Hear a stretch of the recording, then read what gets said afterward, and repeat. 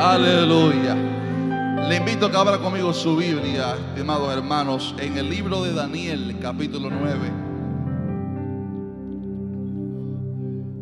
Daniel, capítulo 9. ¿Cuántos saben que Dios está en este lugar? Le invito en esta mañana que lea conmigo los primeros 3 versículos. Sin embargo, que mantenga su Biblia abierta para juntos escudriñar algunos pasajes. Chris, if you can mute everything but the mic, please. Daniel capítulo 9, versículo... No, do not put down the reverb. Daniel capítulo 9, versículo 1, dice la palabra del Señor: en el año primero de Darío, hijo de Asuero, de la nación de los Medos, que vino a ser rey sobre el reino de los caldeos, en el año primero de su reinado, yo, Daniel, miré atentamente en los libros el número de los años de que habló el profeta Jeremías, que habían de cumplirse las desolaciones de Jerusalén en 70 años. Y volví mi rostro a Dios el Señor, buscándole en oración y ruego, en ayuno, cilicio y ceniza. Padre, te damos gracias en esta mañana preciosa, porque podemos sentir tu presencia, disfrutar tu presencia. Tú estás aquí en medio nuestro. Oramos en esta mañana que esta palabra, Señor, nos edifique, nos levante, nos anime y nos fortalezca, Señor, y que hoy salgamos de aquí fortalecidos, bendecidos, porque donde está el Espíritu del Señor, ahí hay libertad, y queremos ser saciados, ministrados en esta mañana preciosa. Te damos gracias, Padre, en el nombre de Jesucristo decimos fuerte, amén y amén. Toca a su hermano y dígale: Dios me va a hablar hoy. Toca a su hermano y dígale: Dios me va a hablar en esta tarde ya. Aleluya. Estaba terminando este fin de semana la lectura bíblica del libro profético de Jeremías. Y mientras hemos leído este libro varias veces de Jeremías, un libro bastante extenso, notamos cómo Jeremías tiene una primera sección. Digamos que casi más de la mitad del primer libro de Jeremías, dedicado a profetizarle al pueblo de Judá, Jerusalén, sobre el pecado que ellos habían traído y cómo la consecuencia vendría sobre ellos. A través de distintos años y distintos métodos, Dios había trabajado con el pueblo de Jerusalén, los judíos, la tribu de Judá, aparte del pueblo de Israel, para traerles a Él y que se arrepintieran de su pecado. Sin embargo, en esta ocasión el Señor está usando a Jeremías para decirles: ha llegado el momento de llevarles al punto cero, al punto de retorno, al punto donde les voy a llevar a una tierra. Su bella ciudad va a ser destruida y van a ser llevados cautivos hacia Babilonia, producto del pecado. Y así la primera sección de Jeremías es un mensaje que no era muy popular en ese tiempo, un mensaje de arrepentimiento, Dios llamando al pueblo a arrepentimiento. Sin embargo, después de que Dios hablara a través de Jeremías tantos juicios que vendrían y cómo la ciudad quedaría asolada y cómo serían llevados cautivos a Babilonia y cómo quedaría un pequeño remanente, de los cuales muchos murieron en Egipto, huyendo hacia la tierra de Egipto. Luego, en el capítulo 29, Dios traza un mensaje de consolación y esperanza al decirles: a pesar de que ustedes han fallado y a pesar de que va a venir consecuencias por el pecado y que van a ser llevados hacia Babilonia, Dios da un mensaje de consolación y les dice: porque así ha dicho Jehová, en cuando Babilonia se cumplan los 70 años, dijo Dios, yo os visitaré y despertaré sobre vosotros mi buena palabra para hacerlos volver a este lugar. Me llama mucho la atención el carácter misericordioso de Dios y su manera de hablarnos, que después de decirle las consecuencias que vendrían sobre ellos a causa del pecado, Dios les da un mensaje de consolación para llamarlos al arrepentimiento. El mensaje que Dios siempre da, si usted lee la Biblia entera de Génesis a Apocalipsis, aún allá en Apocalipsis, Dios habla y dice la realidad de la persona, su pecado, cómo abandonó el primer amor, pero siempre termina haciendo un llamado de arrepentimiento, de que vuelva a Él, de que se arrepienta, de que hay todavía esperanza, de que hay todavía consolación. Y esto me llama la atención de este libro de Jeremías. El joven Daniel, uno de los jóvenes que estaba allá en Babilonia, quizás no era de aquellos que se habían entregado en Jerusalén a la idolatría, sino que él estaba como joven, fue llevado allá y estaba recibiendo las consecuencias de los pecados de sus padres. Pero Daniel comienza a leer en la palabra de Dios, en el libro de Jeremías, de que Dios había dicho que cuando se cumplieran los 70 años, Dios iba a hacer que los judíos regresaran a su tierra y se levantara otra vez Jerusalén. Y acorde a esta palabra, Daniel entonces ora por 21 días para buscar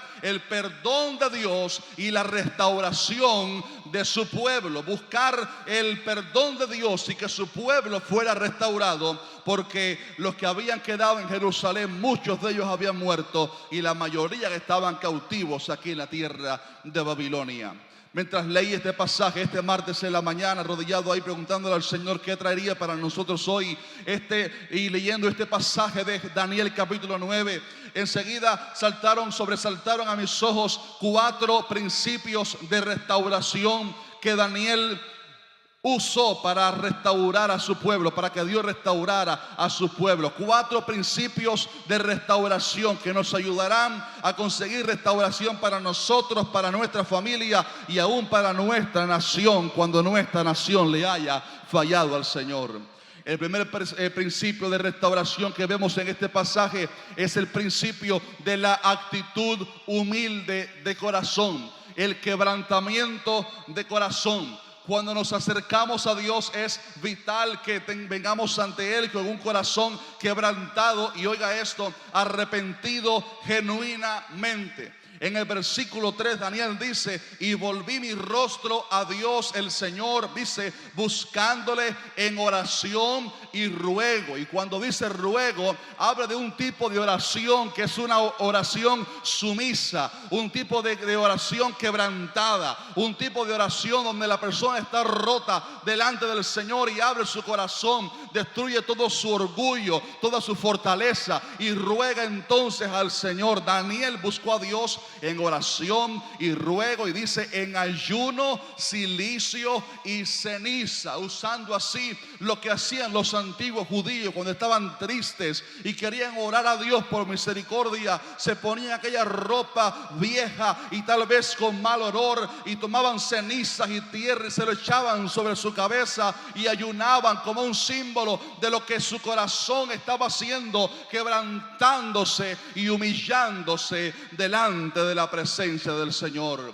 Oh, Daniel, cuando quiso clamar por su pueblo y cuando él leyó en la palabra, en el libro profético de Jeremías, que a los 70 años Dios les haría volver, Daniel dispuso su corazón para buscar a Dios, para clamar por restauración, para clamar que Dios lo restaurara. Y fue tan real esto, la actitud humilde de Daniel, que cuando el ángel llega al día 21, el ángel lo primero que le dice es: Daniel, no temas, porque desde el primer día que dispusiste tu corazón, oiga esto, dispusiste tu corazón a entender y humillarte en la presencia de tu Dios, entonces fueron oídas tus palabras, y a causa de tus palabras yo he venido. Parece que alguien iba a decir aleluya en esta mañana.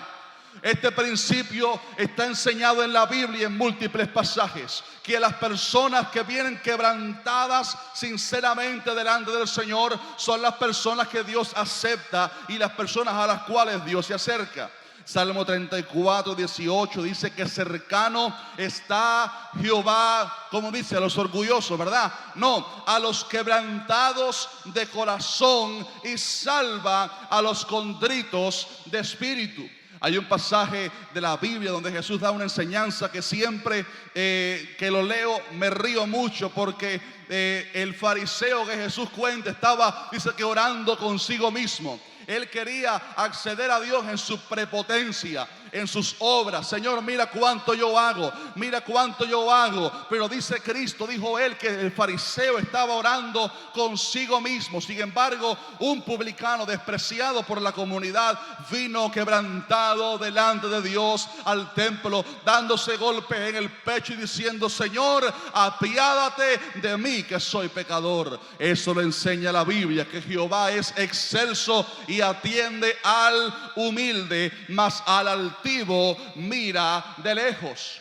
Daniel parece que sabía esto, y cuando se acerca a Daniel por 21 días para clamar a Dios por restauración, él usa este primer principio de restauración que tiene que ver con rompernos delante de Dios, humillarnos delante del Señor, porque también Dios dijo en Isaías 57 que Él habita en la altura, oiga esto, y la santidad, y que Él habita con el quebrantado y humilde de espíritu, para hacer vivir el espíritu de los humildes. Por último, un versículo que me ha ministrado mucho, el Salmo 51:17, dice que los sacrificios que le agradan a Dios son el espíritu quebrantado. ¿Por qué? Porque dice que al corazón contrito y humillado no despreciarás tú, oh Dios.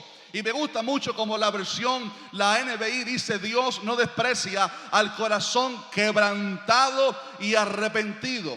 Porque estas dos palabras representan muy bien este primer principio: el acercarnos a Dios quebrantados, deshechos, con nuestra guardia puesta en bajo, para que Dios nos trate, con el corazón roto, con el corazón abierto, pero también arrepentido. Y arrepentimiento es distinto a sentirse mal por lo que se hizo mal. El arrepentimiento es tener un cambio radical, sentirse mal por el pecado hecho, sí, pero tener una actitud de arrepentimiento, de dar un giro en 180 grados y virar hacia atrás y no continuar en ese camino.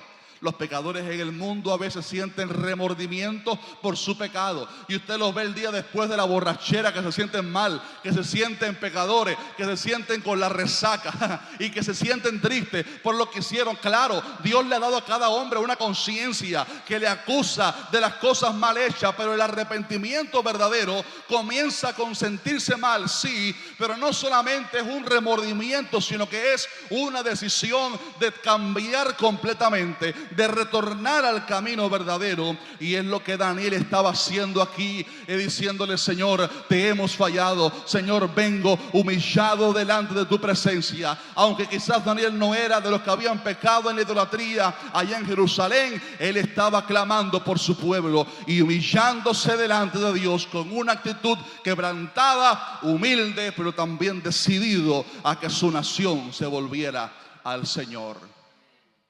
El impactante mensaje de Juan el Bautista, entre sus líneas de sus mensajes y sermones, él decía: haced pues frutos dignos de arrepentimiento.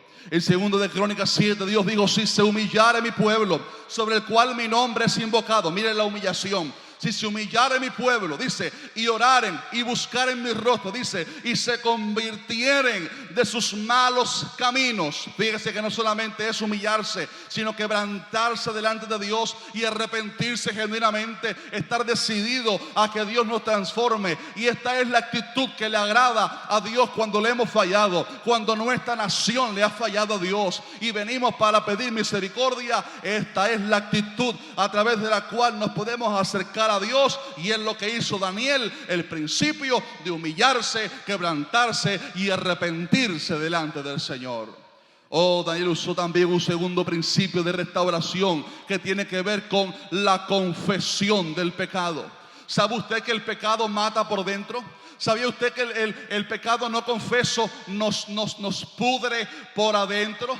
Yo he conocido personas que no han perdonado a un familiar durante años y no han decidido con su boca decirle: yo te perdono, aunque me es difícil, yo te perdono con el amor que Dios me ha dado, te perdono. Y la persona se va pudriendo por dentro, porque aunque fue ofendida, esa persona ha creado raíces de amargura en su corazón. Gente que ha estado en pecado y no lo confiesa, y la falta de confesión hace que la persona se pudra por dentro.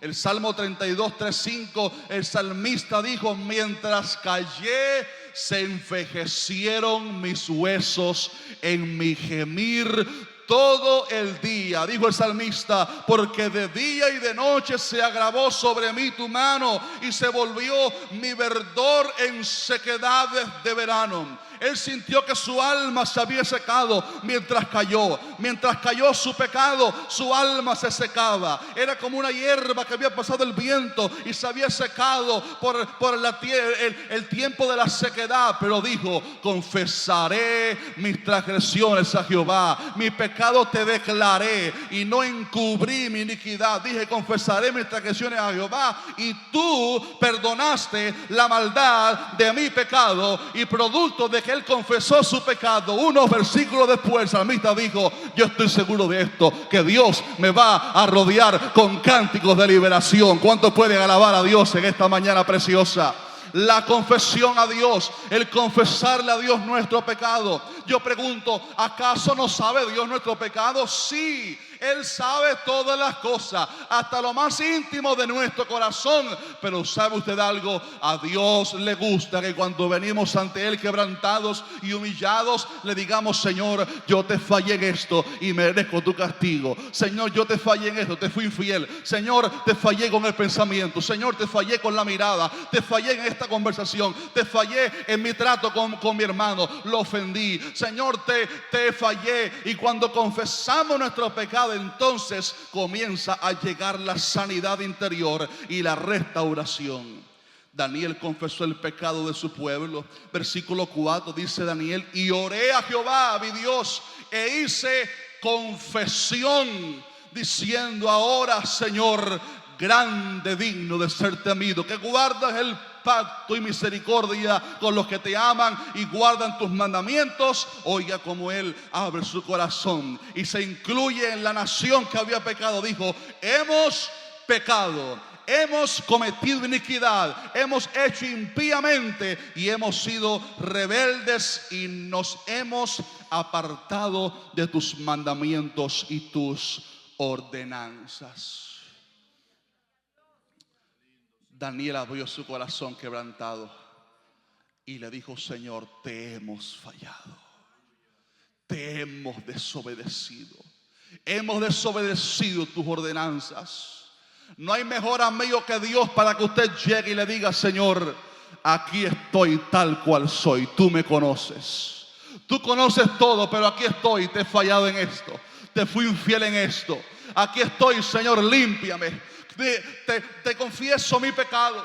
Fue lo que hizo David. Él confesó su pecado. Esto lo recibí el martes por la mañanita aquí. Decía: Señor, ¿qué palabra tú quieres darnos? Y este pasaje vino así como un relámpago rico para hablarnos en esta mañana. David, cuando Natán le dijo: has hecho esto y esto, David dijo: sí, pequé contra Jehová. Y Natán le dijo: también Jehová ha remitido tu pecado y no morirás. Y el Salmo 51 es una confesión de David a Dios, porque David le dice: ten piedad de mí, oh Dios, conforme a tu misericordia, conforme a la multitud de tus piedades, borra mis rebeliones, lávame más y más de mi maldad y limpia de mi pecado, porque yo reconozco mis rebeliones y mi pecado está siempre delante de ti. Y le dice: contra ti solo he pecado y he hecho lo malo delante de tus ojos. Hay esperanza para el mundo que confiesa su pecado a Dios. Hay esperanza para el pecador que, aunque esté embarrado por el pecado, clama a Cristo y confiesa su pecado. Hay esperanza para el que se acerque con corazón abierto para buscar restauración. David lo dijo, y por eso David era un hombre conforme al corazón de Dios, porque aunque fallaba, abría su corazón y le decía: Señor, yo te he fallado. Daniel usó este principio, confesó su pecado, no se quedó mudo. Él entró en la presencia de Dios, dispuso su corazón y le dijo: Señor, la nación entera te ha fallado y te ha desobedecido. El tercer principio viene muy vinculado a este: el principio de exaltar la justicia de Dios. Cuando los judíos fueron llevados cautivos, usted lee ahí todo lo que sucedió en Jeremías y demás, y usted ve aún mucha rebeldía de muchos de estos judíos. Y seguramente muchos de ellos comenzaron a culpar a Dios de su exilio. El hombre, cuando recibe las consecuencias de su pecado, estaba embarrado en el mundo, en el pecado, y de pronto las consecuencias llegan. ¿A quién culpan? A Dios. No ha buscado a Dios en toda su vida, pero llega la consecuencia, ¿y a quién le echan la culpa? A Dios. Es que si hay un Dios, dicen ellos, si hay un Dios, ¿por qué me ha pasado esto? Ya que está recogiendo la consecuencia de su pecado.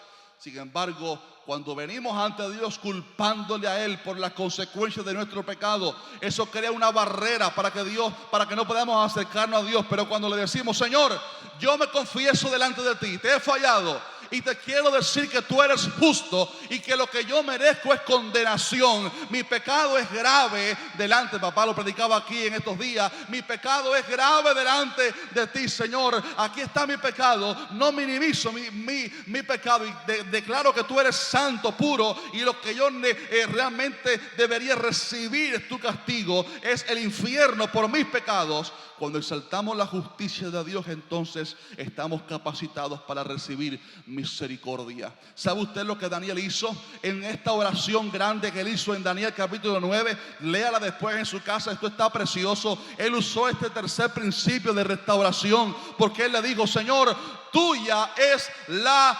justicia y nuestra la confusión de rostro. En otras palabras, Señor, tú eres justo. Y estamos en Babilonia no por culpa tuya. Estamos cautivos aquí. Jerusalén fue destruida no porque tú seas injusto. Dijo Daniel, tú eres justo. Tuya es la justicia y nuestra la confusión de rostro. Versículo 8, Daniel dice, oh Jehová, nuestra es la confusión de rostro de nuestros reyes, de nuestros príncipes y de nuestros padres, porque contra ti pecado. Dice el versículo 12 y último, y tú, Señor, has cumplido la palabra que hablaste contra nosotros de que venían este gran mal sobre nosotros. Daniel no le echó la culpa a Dios de lo que estaba aconteciendo.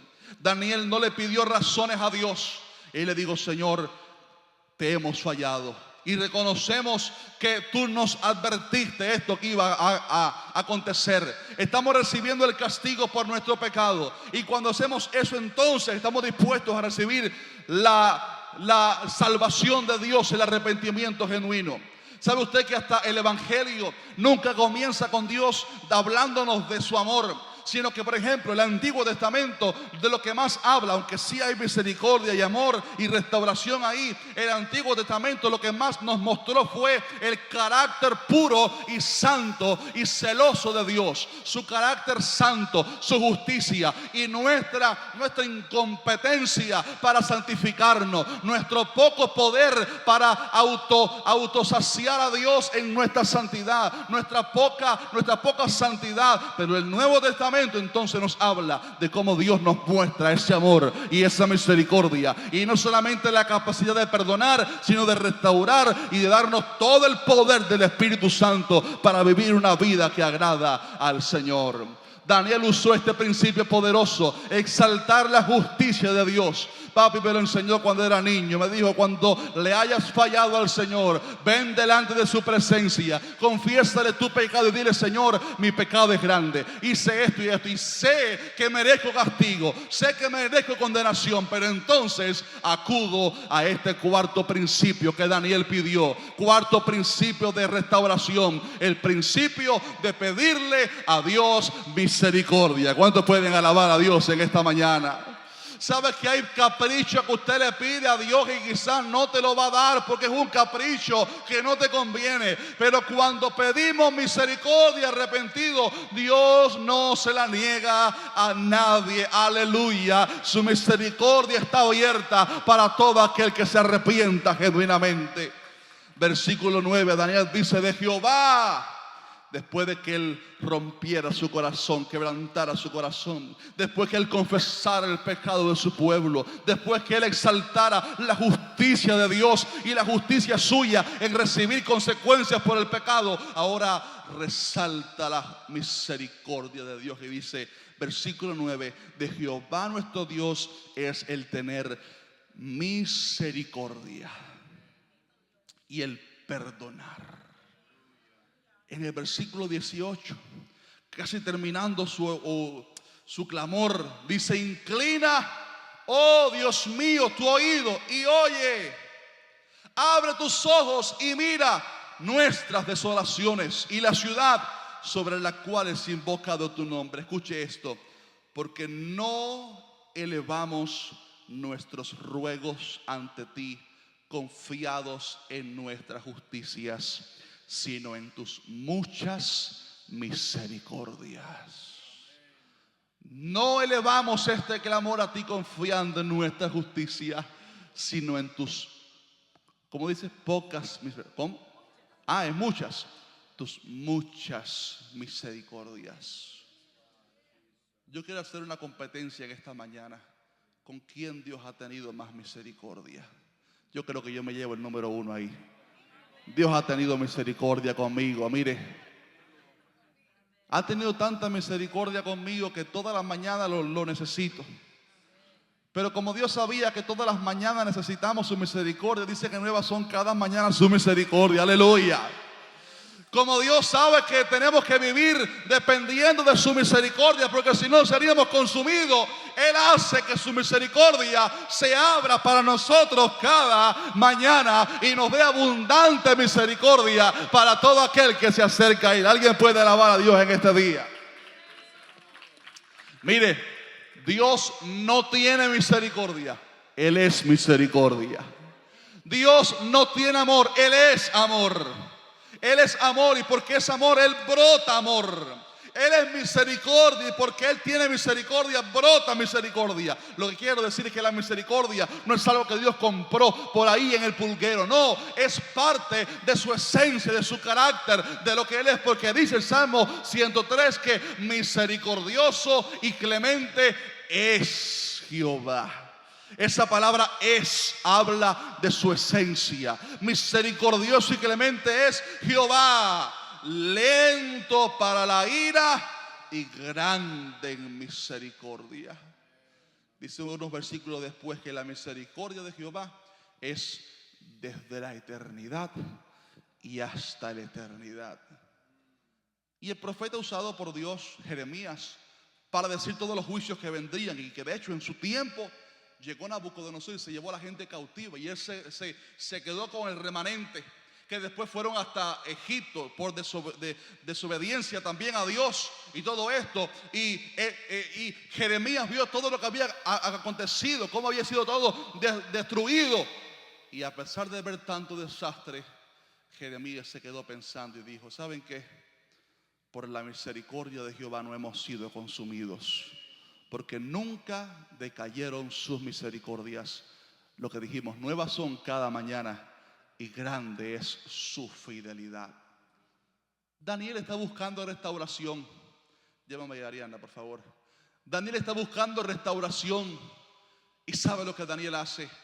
No busca restauración exigiéndola a Dios.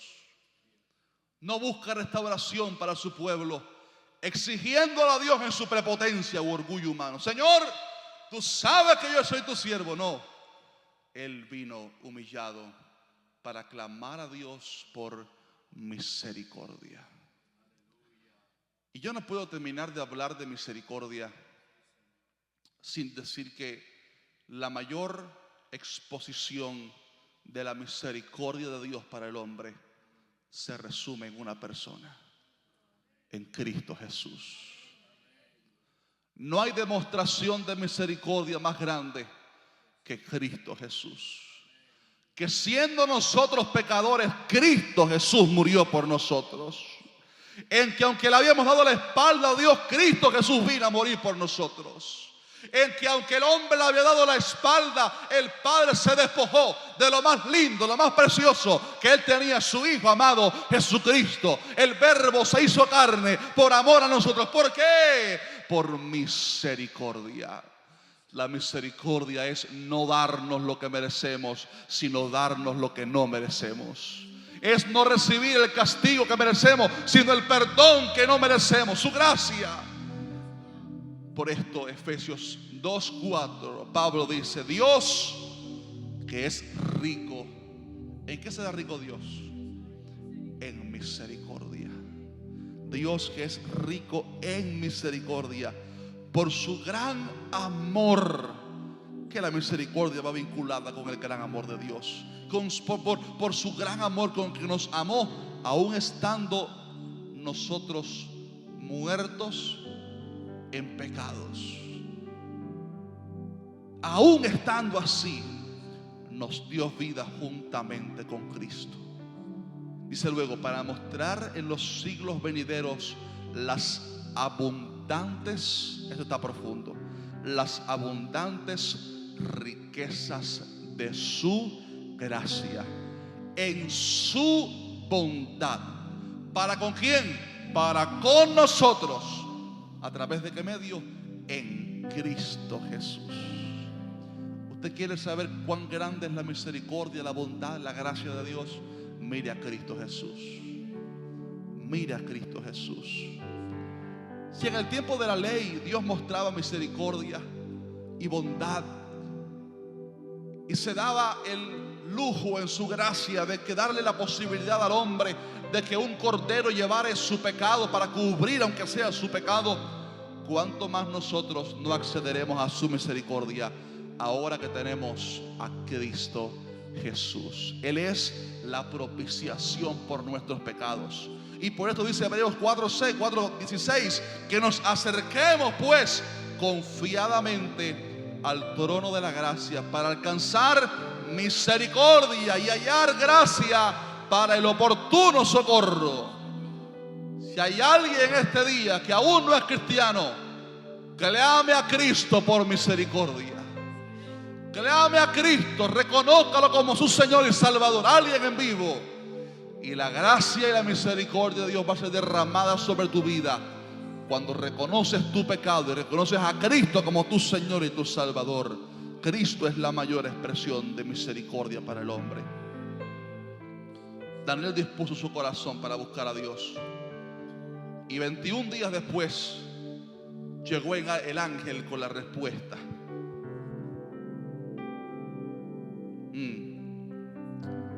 Y justo como Dios había dicho, cuando se cumplieron los 70 años, en el año 538 antes de Cristo, Dios tocó el corazón del rey en turno, Ciro, para decirle: da la orden, el decreto de que mi pueblo vuelva a su tierra y reedifiquen otra vez la ciudad de Jerusalén. Y así fue como Dios trajo restauración a los judíos. Y les dije que Dios los había llevado al punto cero, al punto de retorno, porque más nunca se encontró en estos israelitas la idolatría. Después, cuando Cristo vino, se encontró otros problemas, pero la idolatría, esta gente la aprendieron. Y así fue como Dios trajo restauración. ¿Sabe por qué Dios trajo restauración? Número uno, por la fidelidad a su palabra. Pero número dos, porque un hombre se había puesto en pie para interceder por restauración.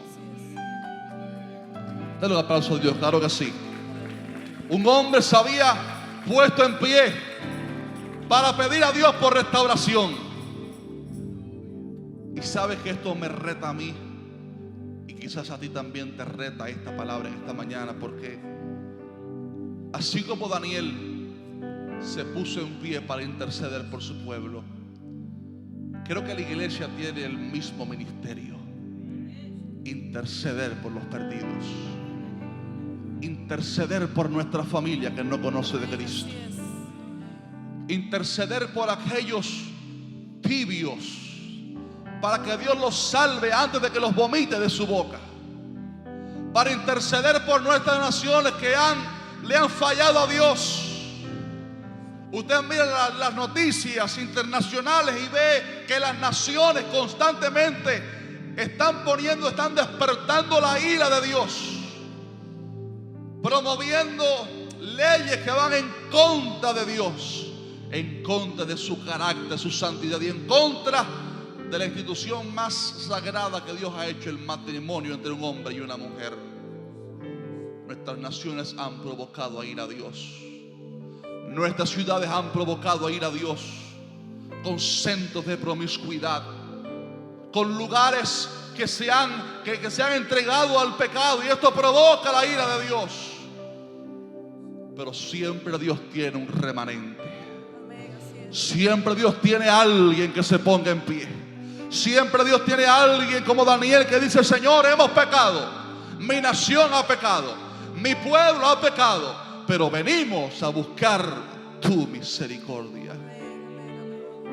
Y yo creo que la iglesia, si levanta una voz al cielo, Dios puede tener misericordia de Miami, de nuestra familia, de nuestros países. Dios puede tener misericordia, aleluya, y extender su misericordia sobre nosotros, sobre nuestra familia. Los que tenemos familiares inconversos, clame por ellos. Dios puede tener su misericordia, tocar su corazón para que se arrepienta y sea salvo antes de que sea muy tarde. Clamemos en esta mañana por misericordia. Tenemos la responsabilidad de ponernos en la brecha, en el muro que ha sido roto, y ponernos frente al acecho del enemigo y levantar una voz al cielo para que Dios traiga restauración. Yo siento que esta mañana que pudiéramos ponernos en pie quizás, y que usted y yo levantemos una mano al cielo y clamemos al Señor por restauración. Y clamemos al Señor por restauración. A ver, antes de que la música comience, levante una mano y diga al Señor: sánanos, vamos. Dios dijo: si se humillara mi pueblo, sobre el cual mi nombre es invocado. Vamos, invoquen al Señor en esta mañana. Invoquen al Señor. Díganle al Señor: perdona nuestros pecados. Señor, venimos delante de tu presencia en esta mañana. Rogamos que la sangre de Jesucristo, tu Hijo, nos limpie de todo pecado. Límpianos, purifícanos, aún de los pecados que nos sean ocultos. La iglesia Monte de Sión clama a ti por restauración. Restauración para las vidas, la familia, para nuestra comunidad. Restauración para nuestros países. Oh Señor, nuestros países te han dado la espalda. Nuestros países te han provocado a ira. Ten misericordia, Dios de Estados Unidos. Ten misericordia de nuestras naciones. Ten misericordia de nuestra familia. Ten misericordia de nuestros presidentes. Ten misericordia de los líderes. Ten misericordia de la gente que te ha dado la espalda. Rogamos por tu misericordia, y que tu misericordia se extienda, se abra sobre nosotros en esta mañana.